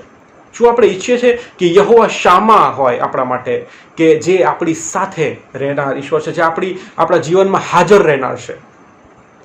આપણે ઈશ્વરને છે ને, એ આપણા માટે કોણ છે ને એની વ્યાખ્યામાં આપણે ફક્ત આશીર્વાદો પામવા માંગીએ છીએ. પણ જ્યારે એ બલિદાનો આપવાની વાત આવે છે, જ્યારે ઈશ્વર માટે જે ઈશ્વર જે કહે છે આપણને કરવાની વાત આવે છે, ત્યારે આપણે એ ઈચ્છતા નથી. આપણે જે છે ને એ કન્વિનિયન્ટ ક્રિશ્ચિયન લાઈફ જીવી રહ્યા છે, સગવડિયું ખ્રિસ્તી જીવન, જેમાં આપણે ચાહીએ છીએ કે ઈસુ ખ્રિસ્ત મારા માટે એ હોય જે હું ચાહું છું, જે ડેફિનેશન મારી હોય એ જ ઈસુ મારા માટે હોય. પણ જે ઈસુ ચાહે છે એ નહીં. અમારા ચર્ચના સુવાર્તિક પ્રશાંત દેસાઈ સાહેબે બહુ એક સરસ વસ્તુ અમને અમુક રવિવાર પહેલાં શીખવાડી હતી. જીસસ ક્રાઇસ્ટ, ઈસુ ખ્રિસ્ત. આપણે ઈસુને ચાહીએ છીએ કે આપણા જીવનમાં આવે. ઈસુનો અર્થ એ હોય છે કે જે આપણને છોડાવનાર, જે રેસ્ક્યુઅર, ડિલિવર. ઈસુનો લિટરલ અર્થ એ હોય છે. પણ ઈસુ એ ઇમાનુએલ કહેવાય છે, કે જે એમણે આપણા માટે કર્યું છે. એ ઇમાનુએલનો અર્થ હોય છે દેવ આપણી સાથે, રાઈટ? અને ઈસુએ એવું કંઈક કર્યું છે કે જેના લીધે દેવ આપણી સાથે છે. એટલે ઈસુનો અર્થ દેવ આપણી સાથે. આપણે ચાહીએ છીએ કે દેવ આપણી સાથે રહે, આપણો છોડાવનાર હોય, આપણો બચાવનાર હોય, આપણને સંભાળનાર હોય. પણ જે ખ્રિસ્ત છે, એ ખ્રિસ્તનો અર્થ તો એ છે કે જે મસીહા, જે મને મારા બધા પાપોની મુક્તિ આપે છે, જે મને મારા પાપોના બંધનમાંથી છોડાવે છે, જેણે મારા માટે એ વધસ્તંભ પર મોત સહન કર્યું છે, જે મને પવિત્ર બનાવે છે, અને જે મને ઈશ્વર પિતાની હાજરીમાં ઊભા રહેવાની એ લાયકાત આપે છે. એ ખ્રિસ્તને આપણે પામવા ચાહતા નથી. કારણ કે જ્યારે આપણે ખ્રિસ્તને પામીએ તો ખ્રિસ્ત માટે દુઃખો પણ સહન કરવાની આપણે તૈયારી રાખવી પડે છે. એ દુનિયાનું જીવન છોડીને એ ખ્રિસ્ત પાછળ આપણો વધસ્તંભ ઉચકીને ચાલવાની તૈયારી રાખવી પડે છે. એટલા જ માટે લોકો સગવડિયું ખ્રિસ્તી જીવન જીવવાનું પસંદ કરે છે, કે ઈસુ તો અમને જોઈએ પણ ખ્રિસ્ત ના જોઈએ. આજે એ સવાલ છે કે ઈસુ આપણા માટે કોણ છે? ફરીથી હું તમને એ સવાલ પૂછવા માંગુ છું, કારણ કે આ પ્રશ્ન જે છે ને, એ કોઈકને કોઈક સમયે, કોઈકને કોઈક તમારા જીવનકાળમાં તમારે એનો પ્રશ્નનો ઉત્તર આપવો જ રહ્યો. તમે એને ટાળી શકો છો, પણ એ અવગણી શકતા નથી. અને સાથે સાથે એ બીજો પ્રશ્ન, એની સાથેનો જ પ્રશ્ન છે કે ઈસુએ તમારા માટે શું કર્યું છે? ઈસુ તમારા માટે કોણ છે અને ઈસુએ તમારા માટે શું કર્યું છે? આ બંને પ્રશ્નોના ઉત્તર તમારે આપવા બહુ જ જરૂરી છે.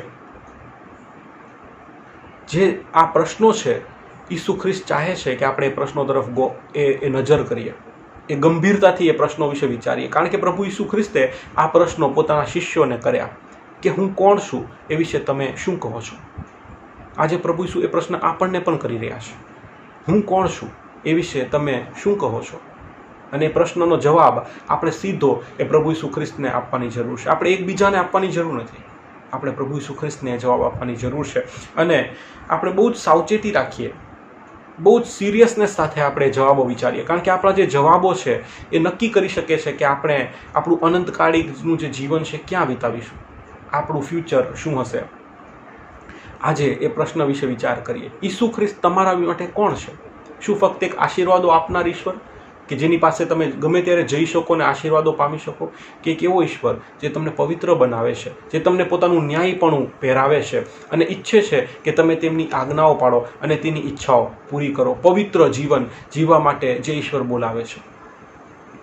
જો તમે એ પ્રશ્નનો ઉત્તર આપવા માટે અત્યારે સંઘર્ષ કરી રહ્યા છો, જો એ ઉત્તર આજે તમારી પાસે નથી, જો તમે યહૂદીઓની જેમ અલગ અલગ ઉત્તર તમારા મનમાં છે, તમે કન્ફ્યુઝડ છો, તો તમારે આજે એ સમજણ કેળવવાની જરૂર છે. તમારે વિચારવાની જરૂર છે કે હું જે ખ્રિસ્તી જીવન જીવી રહ્યો છું, આપણે જે ખ્રિસ્તી જીવન જીવી રહ્યા છીએ, એ ખ્રિસ્તી જીવનમાં ઈસુ ખ્રિસ્ત મારા માટે શું સ્થાન ધરાવે છે? ઈસુ ખ્રિસ્ત મારા માટે કોણ છે? અને જો તમારો જવાબ એ છે કે ઈસુ ખ્રિસ્ત એ મારા માટે મારો પ્રભુ છે, એ જીવતા દેવનો દીકરો છે, મારો ઉદ્ધાર કરતા છે, જેણે મને પાપોથી બચાવ્યો છે અને જે મને પવિત્ર થવા માટે બોલાવી રહ્યો છે, જો તમારો જવાબ એ છે તો એ પ્રકટીકરણ તમને માંસ તથા લોહીએ નહીં પણ એ આકાશમાંના બાપે તમને એ પ્રકટીકરણ આપ્યું છે. એ પ્રકટીકરણ પિત્તરને એ આકાશમાંના પિતાએ આપ્યું અને એ પ્રકટીકરણ તમને પણ એ આકાશમાંનો પિતા જ આપી શકે છે. અને એટલા જ માટે આપણે એ જવાબ વિચારવાનો પ્રયત્ન કરીએ. અને છેલ્લી બાબત, જો તમે એવું કહો છો કે ઈસુ એ મારા માટે પ્રભુ છે, જો તમે એ બાબત કબૂલ કરો છો, એ પ્રકટીકરણ તમને મળ્યું છે, તો એ બાઇબલમાં એક બહુ સરસ કલમ છે કે જે આપણને એક પડકાર આપે છે. લૂકની લખેલી સુવાર્તા તેનો 6 અધ્યાય અને 46મી કલમ આપણે વાંચીએ. ત્યાં એવું લખેલું છે, લૂકની સુવાર્તા 6 અધ્યાય અને 46મી કલમ, તમે મને પ્રભુ પ્રભુ કેમ કહો છો અને હું જે કહું છું તે કરતા નથી. તમે મને પ્રભુ પ્રભુ કેમ કહો છો અને હું જે કહું છું તે કરતા નથી. જો આજે તમારો જવાબ એ છે કે ઈસુ એ મારા માટે પ્રભુ છે અને જો તમે તેને પ્રભુ તરીકે સ્વીકાર કરો છો, તો પ્રભુ જે તમને કરવાનું કહે છે એ તમારે કરવું જ રહ્યું. અને પ્રભુ તમને શું કરવાનું કહે છે તમે જાણો છો. પ્રભુ ઈચ્છે છે કે આપણે એ જીવતા દેવની ઓળખ, એ ઈસુ ખ્રિસ્ત જે તમારા માટે છે, એ જ ઓળખ તમે બીજા લોકોને આપો. આપણા સમાજમાં આપણી આજુબાજુને રહેતા લોકો આજે ઈસુ ખ્રિસ્તને ઓળખતા નથી. ગયા ક્રિસમસ ઉપર, નાતાલ ઉપર અમે એક એક્ઝિબિશન કર્યું હતું ભુજ અને ગાંધીધામની મંડળીમાં, જેમાં અમે ઈસુ ખ્રિસ્તના ચરિત્ર વિશે એ ફોટોસ બનાવીને એક આખી પ્રદર્શની કરી હતી. અને ઘણા બધા નોન ક્રિશ્ચન લોકો એ પ્રદર્શની જોવા આવ્યા. અને અમે એમને પૂછ્યું કે 25મી ડિસેમ્બર એટલે શું? તો એ લોકોનું કહેવું હતું કે ક્રિસમસ એટલે ઈસુ ખ્રિસ્તનો જન્મદિવસ. અને બીજો પ્રશ્ન અમે એમને એવી રીતે પૂછતા હતા કે ઈસુ ખ્રિસ્તનો જન્મદિવસ એટલે ઈસુ ખ્રિસ્ત દુનિયામાં આવ્યા, પણ એમણે આ દુનિયામાં આવીને શું કર્યું? જ્યારે એ પ્રશ્ન અમે એમને પૂછતા હતા ને, તો કોઈની પાસે એ જવાબ નહોતો. લોકો જાણતા નહોતા કે ઈસુ ખ્રિસ્ત આ દુનિયામાં કેમ આવ્યા અને એમણે આ દુનિયામાં આવીને શું કર્યું. લોકો એટલા માટે નથી જાણતા કારણ કે પ્રભુએ આપણને જે કરવાનું કહ્યું છે ને, આપણે કરી નથી રહ્યા. આપણે લોકોને ઈસુ ખ્રિસ્તની સાચી આઈડેન્ટિટી નથી આપી રહ્યા. એટલા માટે કે કદાચ આપણી પાસે જે ઈસુ ખ્રિસ્તની સાચી આઈડેન્ટિટી આપણા જીવનમાં આપણે નક્કી નથી કરી કે ઈસુ ખ્રિસ્ત મારા માટે કોણ છે. જો ઈસુ ખ્રિસ્ત તમારા માટે પ્રભુ છે, તો એક વાત એ તમારે સમજવાની જરૂર છે કે તમે ખરેખર જો ઈસુ ખ્રિસ્તને પ્રભુ માનો છો ને, તો તમે એ પ્રભુને લોકોની સામે પ્રગટ કર્યા વગર રહી જ શકશો નહીં. તમે રહી જ શકશો નહીં. તમે લોકોને બતાવશો કે ઈસુ ખ્રિસ્ત કોણ છે, એ તમારા માટે કોણ છે, એણે તમારા માટે શું કર્યું છે, અને લોકોને તમે ઈસુ ખ્રિસ્ત વિશેની વાતો કહ્યા વગર રહી શકશો નહીં. અને એટલા જ માટે જો તમે કહો છો કે ઈસુ ખ્રિસ્ત મારા માટે પ્રભુ છે અને તમે તેમને પ્રભુ પ્રભુ કહો છો અને જે પ્રભુ કહે છે કરતા નથી, તો તમે કદાચ ખરા અર્થમાં ઈસુ ખ્રિસ્ત વિશેની સાચી આઈડેન્ટિટી પામ્યા નથી. આજે આપણે વિચાર કરીએ કે ઈસુ ખ્રિસ્ત મારા માટે કોણ છે અને ઈસુ ખ્રિસ્તે મારા માટે શું કર્યું છે. અને એ પ્રશ્નનો જવાબ આપણે પામવાની પ્રયત્ન કરીએ અને આકાશમાંના પિતા એ આપણને એ ઓળખ, એ પ્રકટીકરણ આપણને પામવાને માટે આપણી મદદ કરે. આવો પ્રાર્થના કરીએ. પ્રભુ, તમારો આભાર માનીએ છીએ, તમારી સ્તુતિ કરીએ છીએ આજના દિવસને માટે. અદ્ભુત અને અજાયબ જેવા વચનો તમે અમને આપ્યા છે. ફરીને એકવાર પ્રભુજી, એ પ્રશ્ન જે તમે તમારા શિષ્યોને કર્યો, એ પ્રશ્ન આજે તમે અમને પણ કરી રહ્યા છો. પ્રભુ, તમે પૂછી રહ્યા છો કે તમે શું કહો છો કે હું કોણ છું, હું તમારા માટે કોણ છું. પ્રભુ, અમે જો કદાચ અમારા જીવનોમાં પ્રભુજી તમને એક ફક્ત આશીર્વાદોના એ સોતા તરીકેનું સ્થાન આપ્યું હોય, કદાચ અમે નાનપણથી પ્રભુજી એ જ શીખ્યા હોઈએ કે ઈસુ ખ્રિસ્ત એ આશીર્વાદો આપે છે, પણ પ્રભુજી જે તમારા ખરા અર્થમાં પ્રભુજી જે તમારી આઈડેન્ટિટી છે કે જે તમે પ્રભુજી પાપોની મુક્તિ અને પાપોની માફી આપો છો અને પ્રભુજી જે પાપના બંધનમાંથી છોડાવનાર ઈશ્વર છો અને તમે અમને પવિત્રતાને સારું તેડ્યા છે, એ પવિત્ર ખ્રિસ્તી જીવન જીવવામાં જો અમે પ્રભુજી નિષ્ફળ ગયા છીએ, પ્રભુજી તમને અમે પ્રભુજી અમારા જીવનમાં જો સગવડિયું સ્થાન આપ્યું છે કે પ્રભુજી અમારી આશીર્વાદો માટે જ પ્રભુજી અમે તમને યાદ કરીએ છીએ, અમે પ્રભુજી તમારો વધસ્તંભ ઉચકીને અમારા જીવનમાં ચાલવાને માટે કદાચ પ્રભુજી પીછેહટ કરી છે. અમે પ્રભુજી તમારું નામ લોકોને પ્રભુજી જાહેર કરવાને માટે, તમારી સાચી ઓળખ લોકોને આપવાને માટે કદાચ પ્રભુજી અમે ચૂકી ગયા છે. તો પ્રભુજી અમે માફી ચાહીએ છીએ.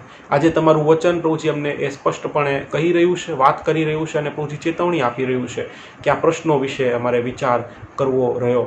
પ્રભુજી તમે અહીં બેઠેલા દરેક પ્રભુજી જે લોકો પોતાના ઘરોમાં બેસીને પ્રભુજી આ વચનોને સાંભળી રહ્યા છે, જોડાયેલા છે પ્રભુજી ઓનલાઈન માધ્યમ દ્વારા, પ્રભુ તમે તેમની સાથે વાત અને વ્યવહાર કરો. આ વચનોની પ્રભુજી એ સાચી પ્રભુજી સમજણ તેમને આપો અને પ્રભુજી આ વચન તેમના હૃદયમાં વાત કરે. આ પ્રશ્નનો પ્રભુજી જો હજુ સુધી ઉત્તર તેમણે શોધ્યો ન હોય તો પ્રભુજી એ ઉત્તર બહુ જલ્દી શોધવાને માટે, એ જવાબ પ્રભુજી પૂરતા વિશ્વાસ સાથે પ્રભુજી આપવાને માટે તમે તેમની સાથે વાત અને વ્યવહાર કરો. કારણ કે આ પ્રકટીકરણ એ ફક્ત પ્રભુજી અમારા આકાશવાના પિતા અમને આપી શકે છે. અને પ્રભુજી આ પ્રકટીકરણ અમે સૌ પામીએ અને પ્રભુજી એ તમારા નામને ખરા અર્થમાં અમારા જીવનમાં પામીને પ્રભુજી અમે લોકોને પણ આપનારા બનીએ એવું તમે થવા દો. અમારી જાતોને તમારા હાથોમાં સોંપીએ છીએ અને આ વચનોને માટે ફરીને એકવાર તમારો આભાર માનતા અમારી પ્રાર્થના અમારા ઉદ્ધાર કરતા પ્રભુ ઈસુ ખ્રિસ્તના નામમાં માંગીએ છીએ. સાંભળો તથા સ્વીકાર કરો પ્રભુ. Amen. Thank you. Praise the lord.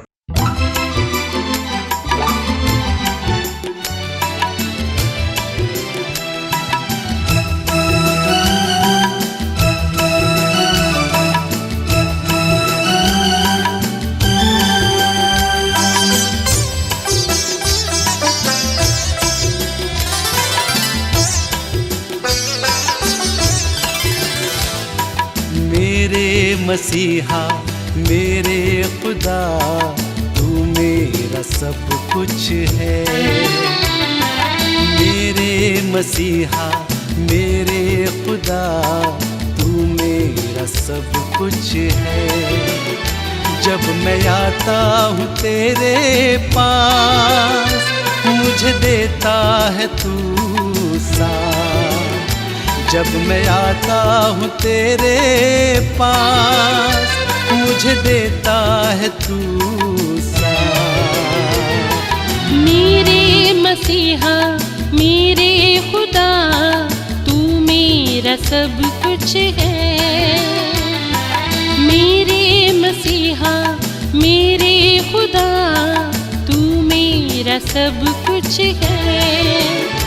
जब मैं आती हूँ तेरे पास मुझे देता है तू साथ. जब मैं आती हूँ तेरे पास मुझे देता है तू साथ.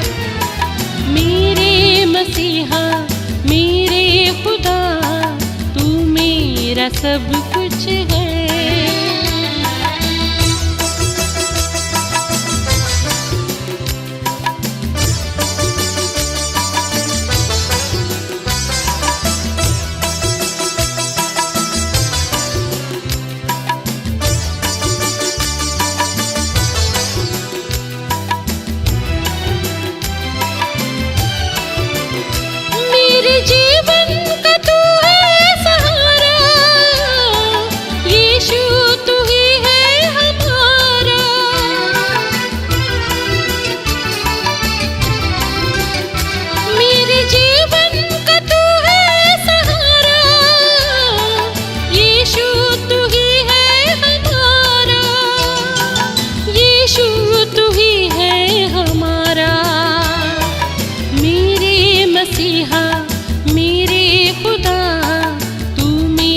सब कुछ है हो मेरे मसीहा मेरे खुदा तू मेरा सब कुछ है.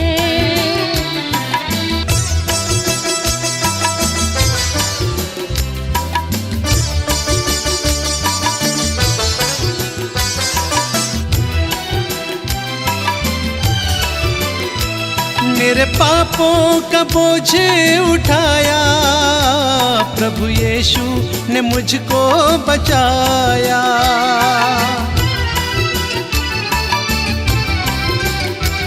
मेरे पापों का बोझ उठाया प्रभु यीशु ने मुझको बचाया.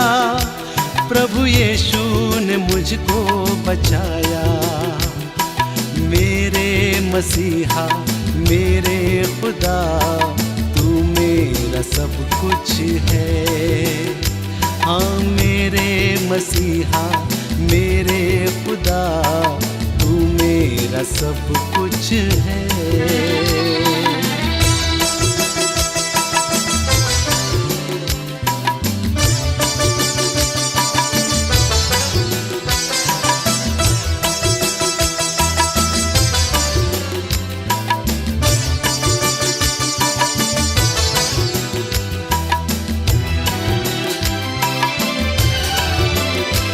हम यीशु के होकर रहेंगे, सदा यीशु के संग हम रहेंगे।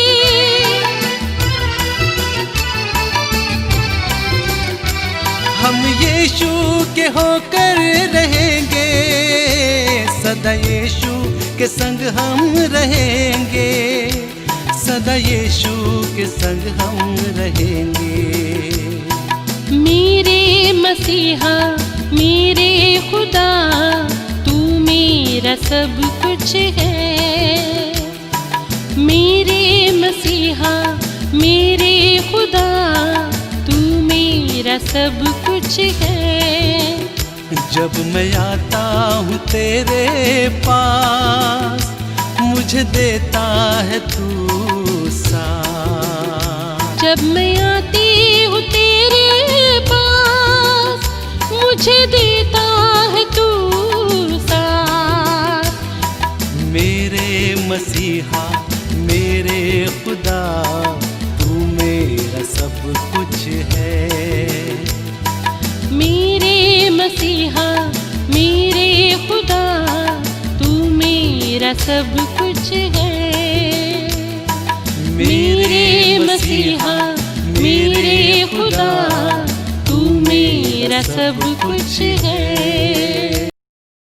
આવો આપણે મધ્યસ્થીની પ્રાર્થનામાં જઈશું અને જેવી રીતે પ્રભુ ઈસુ ખ્રિસ્તે કાલવારીના વધસ્તંભ પર પોતાનું પવિત્ર લોહી વેવડાવીને આપણા પાપને સારું મધ્યસ્થ થયા અને જે છુટકારાનો માર્ગ તૈયાર કર્યો, એવી જ રીતે આપણે આ મહામારી કોરોના માટે મધ્યસ્થ થઈને આપણા દેશ માટે, આપણા આડોશ પાડોશ માટે પ્રાર્થના માંગીએ, મધ્યસ્થીની પ્રાર્થના કરીશું। પવિત્ર પવિત્ર રાજાઓના રાજા, પ્રભુઓના પ્રભુ, હા પ્રભુ, આખી મિતિ દરમિયાન તમારા પવિત્ર આત્માની મધ્યસ્થતા સાથે રહીને પ્રભુજી જે અદ્ભુત વચનના ખુલાસા તમારા દાસ દ્વારા અમને મળ્યા છે એના માટે તમારો આભાર માનીએ છીએ પિતાજી। પ્રભુજી, મધ્યસ્થતા કરતા પ્રાર્થના યાચીએ છીએ પિતાજી, અમારા જીવનોને માટે, આ પ્રેમી સંગતોને માટે તમારો લાખ લાખ ધન્યવાદ કરીએ છીએ। પ્રભુજી, વચન અમને શીખવે છે મધ્યસ્થતા કરવી એ અમારો અધિકાર છે। ઇબ્રાહિમે લોટ માટે મધ્યસ્થતા કરી અને તેમનો જીવનો બચી ગયા પિતાજી। એવી જ રીતે પ્રભુજી, તમે અમારા માટે મધ્યસ્થી કરી ત્યારે અમને એ પાપના ભારોથી અમે બચી ગયા। આવી અદ્ભુત મધ્યસ્થતાઓ દ્વારા પવિત્ર વચનોમાં ઘણા એવા મહાન સેવકો જે મધ્યસ્થી કરીને નાશમાં જનારા લોકોને બચાવ્યા છે પિતાજી। એના માટે પ્રભુજી, આ મધ્યસ્થીની યોજનાઓને અમે હંમેશા યાદ રાખીએ।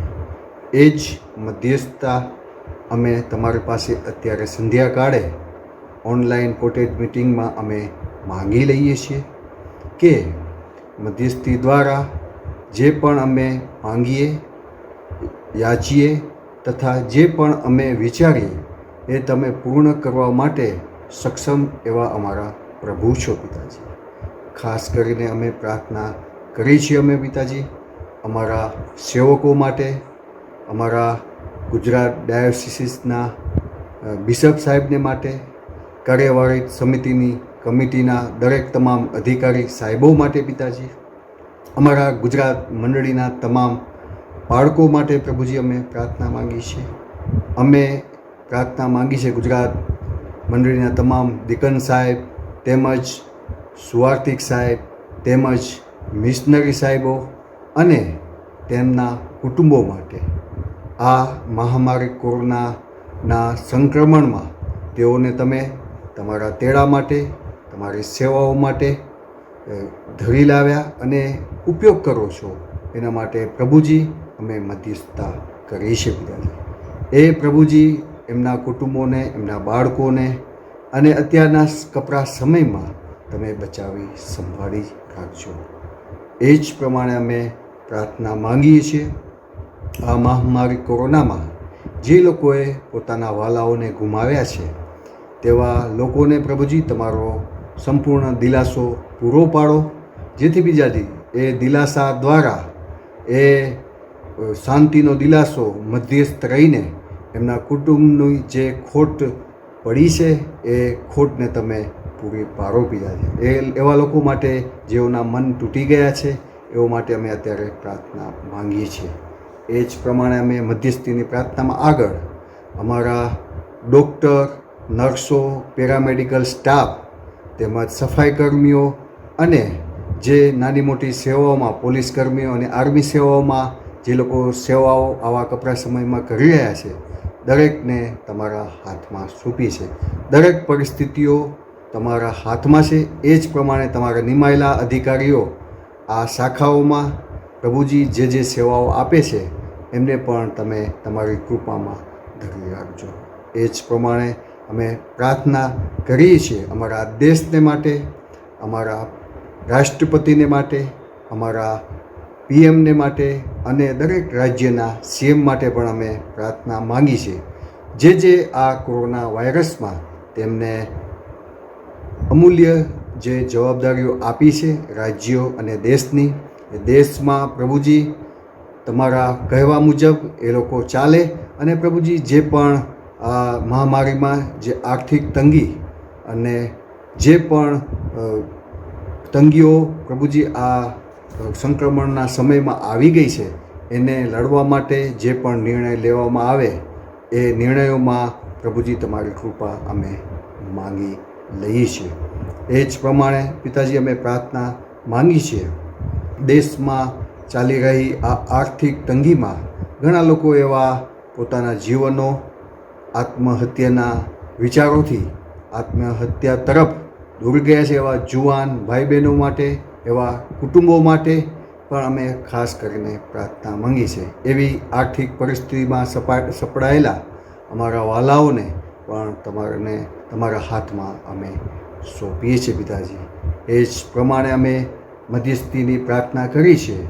16/8થી જે અમારા ગુજરાતના જે અલગ અલગ વિસ્તારોમાં જ્યાં નાની અને મોટી મંડળીના જે ચર્ચો સરકારશ્રીના આદેશ પ્રમાણે જે ખોલવામાં આવ્યું છે અને જે લોકો રવિવારે નિર્ભય રીતે પ્રભુજી તમારી સ્તુતિ આરાધના કરવા માટે જઈ રહ્યા છે એવા દરેકે દરેક મંડળીના સભ્યોના માટે અમે પ્રાર્થના માંગી લઈ છે. એમને આ વાયરસથી બચાવી સંભાળી રાખજો પિતાજી. પ્રભુજી હજુ અમે નથી જાણતા કે આ કોરોના વાયરસ કેટલા વર્ષો ચાલશે, કેટલા મહિનાઓ ચાલશે, પણ જેટલા વર્ષો અને મહિના ચાલે એમાં પ્રભુજી તમારી યોજનામાં આગળ વધીએ, તમારા આદેશમાં, તમારા વચનમાં અમને આત્મિક સ્તરે અમે આગળ વધતા જઈએ એવી મારી નમ્ર વિનંતીઓ છે પિતાજી. મધ્યસ્થી કરવી જેમ તમે અમને અધિકાર આપ્યો છે દરેક બાબતો માટે અમે મધ્યસ્થી કરી છે. એનું જવાબ પ્રત્યુત્તર રૂપે પિતાજી તમે એ અમારી મધ્યસ્થી માનો છો અને એનો જવાબ આપો છો એના માટે પણ અમે તમારો આભાર માની છે. ફરી એકવાર આખી મિટિંગને તમારા હાથમાં અમે સોંપી છે. એ જ પ્રમાણે મધ્યસ્થી કરી છે કે ઓનલાઈન જે સેવાના પ્રસારણમાં જે મારા વાલાઓ, જે જુવાન મિત્રોએ જે સેવાઓ આપી છે એમની સેવાઓને હરોજબરોજના જીવનમાં નવા વિચાર સાથે તમે જે પણ એમના વિચાર મૂકો છો અને પ્રભુનું વચન પહોંચાડવા માટે ઓનલાઈનની પણ સેવા ખુલ્લી મૂકો છો એના માટે પણ તમારી પાસે મધ્યસ્થીતા કરી છે પિતાજી. આ દરેક મધ્યસ્થીતા અમે પ્રાર્થના દેવ બાપ પુત્ર ઈસુ ખ્રિસ્ત નાજારના નામમાં માંગી લઈએ છીએ. આમેન. આવો આપણે પ્રભુની શીખવેલી પ્રાર્થના સાથે છેલ્લે બોલીશું. ઓ આકાશમાંના અમારા બાપ, તારું નામ પવિત્ર બનાવો, તારું રાજ્ય આવો. જેમ આકાશમાં તેમ પૃથ્વી પર તારી ઈચ્છા પૂરી થાવ. દિવસની અમારી રોટલી આજ અમને આપ, અને જેમ અમે અમારા રોણીઓને માફ કર્યા છે તેમ તું અમારા રોણીઓને અમને માફ કર.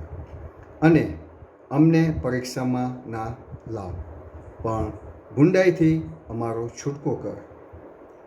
કેમ કે રાજ્ય તથા પરાક્રમ તથા મહિમા સર્વકાળ સુધી તારા છે. આમેન. પ્રભુની શાંતિમાં છૂટા પડીએ.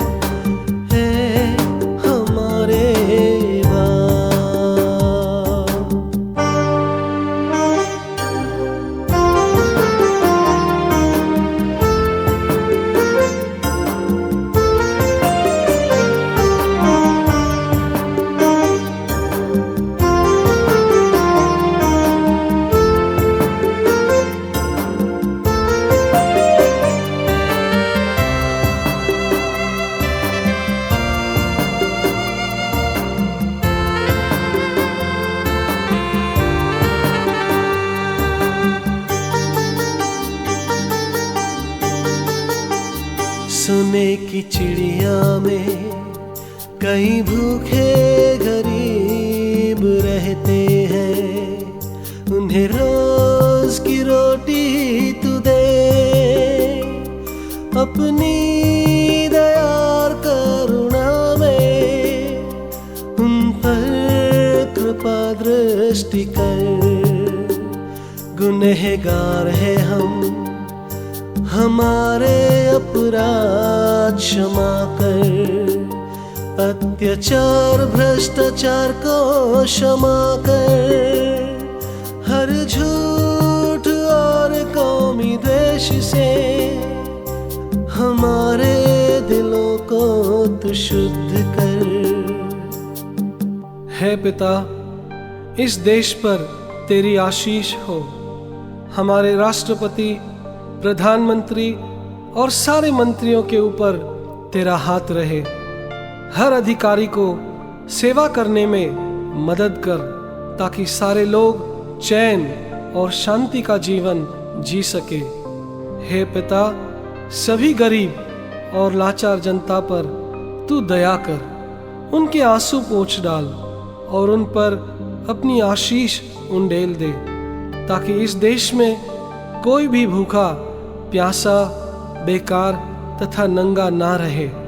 परमेश्वर पिता, ये प्रार्थना हम तेरी महिमा के लिए करते हैं। आमीन। तेरे आगे हर घुटना टिके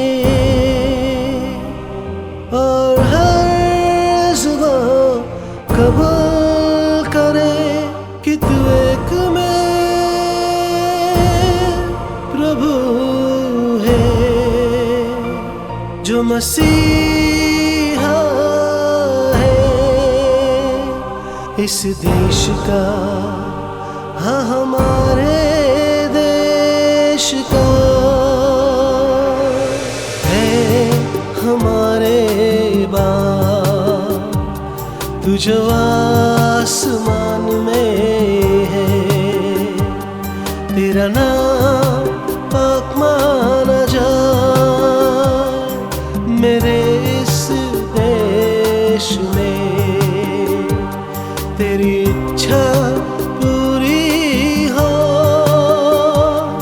मेरे हिंदुस्तान में। तेरा राजा है, तेरी महिमा हो मेरे माँ